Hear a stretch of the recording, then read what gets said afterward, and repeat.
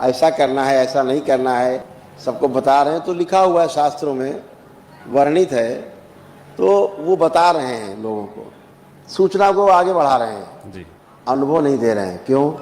खुद को अनुभव नहीं हुआ है। इस अधिकार भगवान को भी नहीं कि किसी के कर्म भोग काट दे। जी, कलयुग में नहीं। नहीं है, नहीं, किसी युग में नहीं है। ये अधिकार सिर्फ पूर्ण गुरु को है।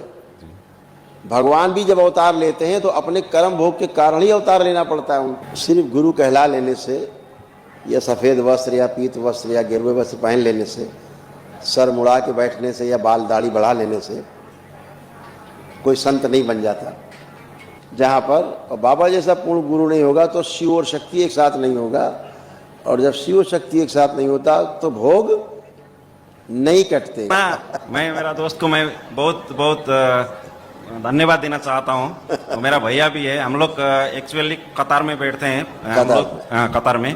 तो पहले भी आपका मैं वीडियो तो देखता था यूट्यूब में, लेकिन उतना मुझे नहीं लग रहा था। लेकिन एक मन में एक जिज्ञासा था कि हम लोग जितना, मैं भी बहुत गुरु के पास में जाता था, भजन कीर्तन करता था, सब कुछ करता था, लेकिन जो चिकित्सा का समय आता था ना, जब सब लोग बोलते थे कि डॉक्टर के में जाओ। अरे डॉक्टर के में जाने से अपना कर्म भोग तो नहीं करता था। मैं वो लोग के साथ में क्वेश्चन भी पूछता था, लेकिन सही जवाब नहीं मिल रहा था। तो ऐसा कौन लोग कहते थे डॉक्टर के पास जाओ? जी, ऐसा कौन बोलता था? नहीं, गुरु लोग। गुरु लोग बोलते थे डॉक्टर के पास जाओ। खुद भी परेशान है ना वो लोग तो। अच्छा। गुरु खुद भी परेशान है। तो जब मैं गुरु के पास में आके जाता था, एक बार मैं ये सुखासन में अच्छा से मैं बैठने भी नहीं सकता था। मैं मेरा गुरु के पास में जाके मैं बोला था कि मैं बैठने के लिए बहुत मुसीबत है।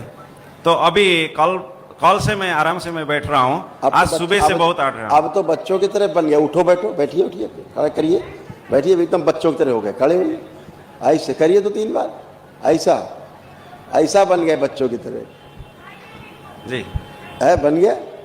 तो अब वो जो बोलते हैं कि डॉक्टर के पास जाओ, तो क्या डॉक्टर कर्म भोग काट देगा? उसीलिए मैं बार बार वो लोग के साथ में प्रश्न पूछता था गुरुओं से, लेकिन सही जवाब नहीं मिलता था। लेकिन आपको YouTube में वीडियो देखने से, और दुर्गा थापा भैया है इधर ही, उसका बहुत बहुत मैं मुबारक करना चाहता हूँ, धन्यवाद देना चाहता हूँ कि आज इस दरबार में मुझे उसी ने लेके आया है। और गुरु माँ के और बाबा का जो मैं संकल्प करता था पहले कतार में बैठ के भी, वीडियो देखे आप जब लाइव में करते थे उस समय में, उसी समय से मेरा जो दिमाग में चेंज पूरा आया था, मेरा विचार में चेंज आया था। तो मैं घर में पूरा आदमी के साथ में, परिवार का साथ में मैं बात किया, मैं जा रहा हूँ। मेरा माँ, मेरा फादर और बीबी, बच्चों के लिए वो लोग सुनना नहीं चाह रहा था। जब ये हो रहा था तो मैं एक बार संकल्प किया, मंगलवार का संकल्प किया। तो मेरा पास में, क्योंकि बहुत अच्छा मेरा 2-3 जगह इंटरव्यू दिया, तो वो इंटरव्यू में कभी कभी मैं ज़्यादा बात किया, वो मुझे बाद में लगा ये बात। तो इंटरव्यू भी तो अभी जी, क्या शुभ नाम है आपका? मेरा रमेश बांसतोला, मैं नेपाल से हूँ। आप नेपाल रहे? जी, मैं कतार से नेपाल आके इधर आया। जी, नेपाल जिंदाबाद। जी, धन्यवाद। बहुत आप बहुत अच्छे बच्चे हो, और आपने ठीक से बात को पकड़ा, गहराई से पकड़ा आपने, तो आप दरबार आ पाए। सिर्फ गुरु कहला लेने से, या सफ़ेद वस्त्र या पीत वस्त्र या गिरवे वस्त्र पहन लेने से, सर मुड़ा के बैठने से या बाल दाढ़ी बढ़ा लेने से कोई संत नहीं बन जाता, और कोई गुरु नहीं बन जाता। ठीक, गुरु बनता है आदमी अपने अनुभव से।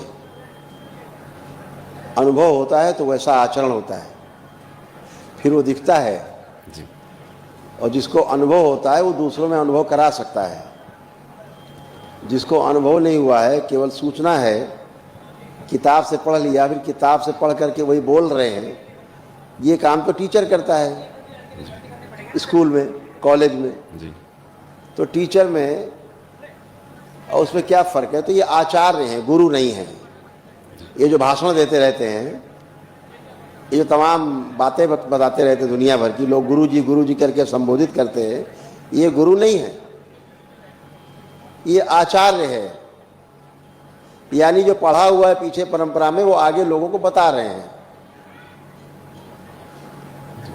परंपरा में जो मिला है पढ़ने को, ऐसा करना है ऐसा नहीं करना है, सबको बता रहे हैं। तो लिखा हुआ है शास्त्रों में, वर्णित है, तो वो बता रहे हैं लोगों को, सूचना को आगे बढ़ा रहे हैं जी। अनुभव नहीं दे रहे हैं। क्यों?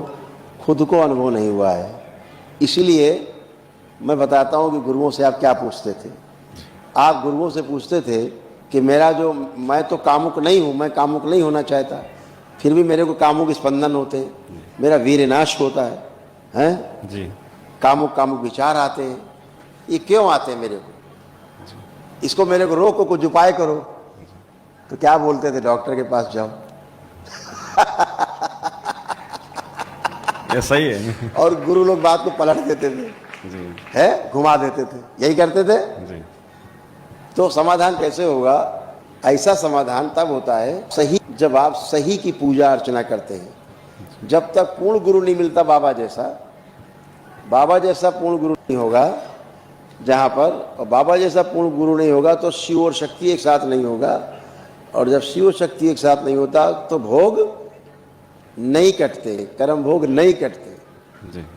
और ये बेसिकली प्रॉब्लम कर्म भोग की है। तो कर्म भोग आपका पूर्ण गुरु काट देता है। ये अधिकार पूर्ण गुरु को है। ये अधिकार भगवान को भी नहीं कि किसी के कर्म भोग काट दे। जी, कलयुग में नहीं है, नहीं किसी युग में नहीं है। ये अधिकार सिर्फ पूर्ण गुरु को है। भगवान भी जब अवतार लेते हैं तो अपने कर्म भोग के कारण ही अवतार लेना पड़ता है, उनको लेना पड़ता है।